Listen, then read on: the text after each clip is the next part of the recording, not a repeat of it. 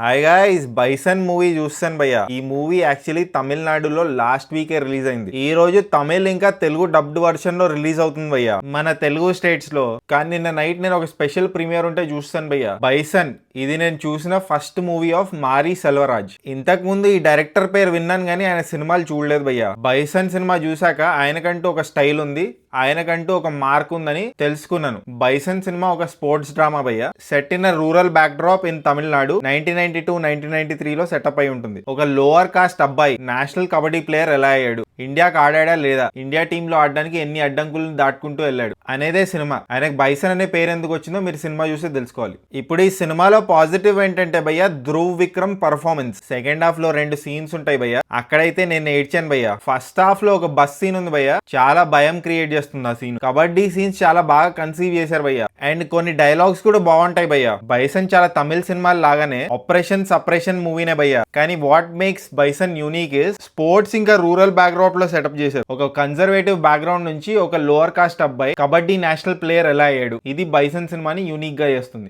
And సినిమాని చాలా authentic గా తీశారు భయ్య. ఓ 2.5 hours ఒక డిఫరెంట్ వరల్డ్ లోకి వెళ్ళొచ్చినట్టు ఉంటది. ఆ విలేజెస్ లోకి 1993 లోకి వెళ్ళొచ్చినట్టు ఉంటుంది. ఇప్పుడు నెగటివ్స్ విషయానికి వస్తే సినిమా పేస్ చాలా స్లోగా ఉంటుంది భయ్య. డైరెక్టర్ చాలా రియలిస్టిక్ అప్రోచ్ తో వెళ్దాం అనుకున్నారు, అందరికీ ఎక్కకపోవచ్చు ఈ పేస్. అండ్ తెలుగు డబ్బింగ్ కూడా ఓకే ఉంది భయ్య. సాంగ్స్ తమిళ్లో వినుంటే బాగుండేదేమో. అండ్ డెఫినెట్లీ లెందీ అనిపిస్తుంది movie, especially first half. Second half బాగా నచ్చింది భయ్య నాకు. అండ్ ఆపరేషన్ సపరేషన్ మూవీ కాబట్టి కొంచెం సిమిలారిటీ అనిపించింది భయ్య సర్పట్ట ఇంకా అసురన్ మూవీతో. బట్ ఓవరాల్ గా బైసన్ సినిమా ఎలా ఉందంటే డెఫినెట్లీ చూడాల్సిన సినిమా భయ్య. కొన్ని మంచి హై మూమెంట్స్ ఉంటాయి ఎస్పెషల్లీ సెకండ్ హాఫ్ లో. అండ్ నన్ను 2 ప్లేసెస్ లో ఎమోషనల్ చేసింది. అండ్ ప్రీచీగా లేకుండా ఒక మంచి మెసేజ్ ని డెలివర్ చేస్తుంది. అండ్ కొంచెం గోర్ ఎలిమెంట్స్ ఉంటాయి భయ్య, సో మీరు కొంచెం సెన్సిటివ్ అయితే బీ ప్రిపేర్డ్. డెఫినెట్లీ మంచి పొటెన్షియల్ ఉండే భయ్య to make a lacklustre movie. ఇంకా టైటర్ గా చేసుంటే, ఇంకా బాగా కన్సీవ్ చేసుంటే, ఇంకొంచెం బెటర్ గా హ్యాండిల్ చేసుంటే సినిమా 12th ఫెయిల్ మూవీ లెవెల్లో ఉండేది. నెవర్ దెలెస్ మీరు ఒక ఇంటెన్స్ స్లో పేస్డ్ మూవీ చూడాలనుకుంటే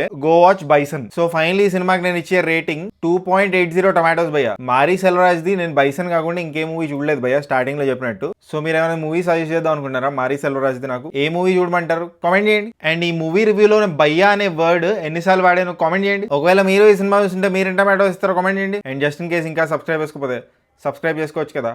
పుచ్చుక్ పుచ్చుక్.